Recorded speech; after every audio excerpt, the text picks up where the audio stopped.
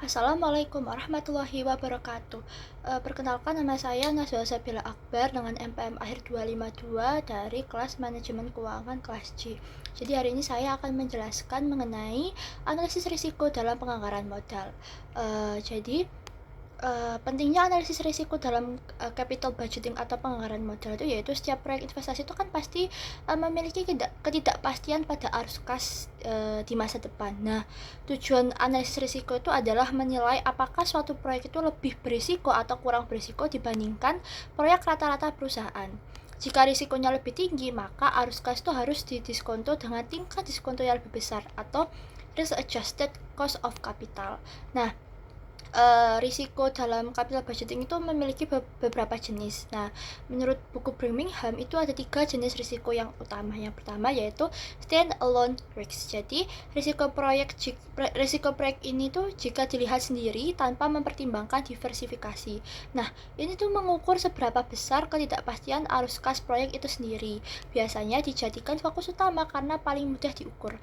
Lalu yang kedua tuh ada corporate atau within firm risk. Jadi, risiko yang dilihat dari perspektif perusahaan secara keseluruhan, yaitu mengukur dampak proyek terhadap arus kas total perusahaan. Ini tuh penting karena mempengaruhi kemampuan perusahaan menjaga stabilitas operasi, mengakses utang murah, dan menjaga reputasi. Lalu yang ketiga tuh ada market beta risk, yaitu risiko dari perspektif pemegang saham yang terdiversifikasi, diukur dengan beta dalam CAPM. Secara teori, ini tuh risiko yang paling relevan karena berhubungan langsung dengan harga saham. Namun, sulit diukur untuk proyek baru yang tidak punya data pasar. Lalu selanjutnya tuh ada yang namanya teknik analisis risiko. Ada 3 metode utama untuk menilai risiko proyek. Yang pertama yaitu sensitivity analysis, yaitu mengukur bagaimana perubahan satu variabel, misalnya tuh penjualan, biaya atau harga jual yang mempengaruhi NPV. NPV itu nilai present value. Nah, tujuannya itu untuk menjawab pertanyaan seberapa sensitif NPV terhadap variabel tertentu. Nah, hasil biasanya divisualkan dalam sensitivity graph atau untuk menunjukkan variabel mana yang paling kritis. Lalu yang kedua ada yang namanya skenario analisis, yaitu melibatkan beberapa skenario seperti worst case, best case, sama best case. Jadi base-nya sama best-nya gitu. Nah, itu menghitung NPV untuk setiap skenario dan menilai distribusi hasilnya. Ini tuh memberikan gambaran tentang kemungkinan terbaik dan terburuk serta probabilitasnya.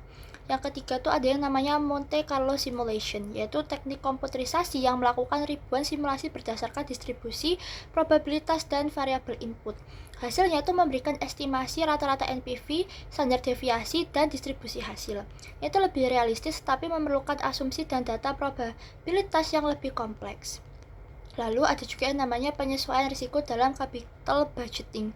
Jadi setelah risiko proyek ini diukur, biasanya perusahaan itu menyesuaikan dengan cara yang pertama, yaitu mengubah discount rate, yaitu proyek itu lebih berisiko didiskonto dengan tingkat yang lebih tinggi. Yang kedua yaitu mengubah estimasi arus kas, misalnya tuh menggunakan proyeksi konservatif untuk proyek berisiko tinggi.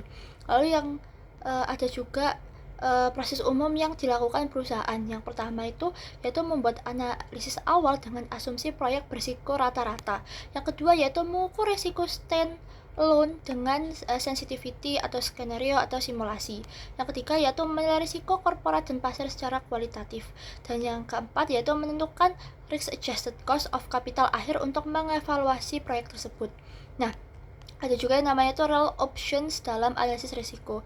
Selain teknik di atas, ada pendekatan opsi nyata atau real option yang memberi fleksibilitas manajerial. Ada yang namanya itu timing option, yang yaitu menunda proyek sampai informasi itu lebih jelas. Lalu ada yang namanya growth option. Growth option itu seperti membuka peluang investasi lanjutan di masa depan. Ada yang namanya abandonment option, yaitu menghentikan proyek jika hasilnya itu buruk. Lalu ada juga yang terakhir yaitu flexibility option yang menyesuaikan input atau output sesuai dengan kondisi. Seperti itu. Jadi sekian dari materi yang bisa saya sampaikan, yang bisa saya jelaskan. Jika ada salah kata dan kurangnya mohon dimaafkan. Wassalamualaikum warahmatullahi wabarakatuh.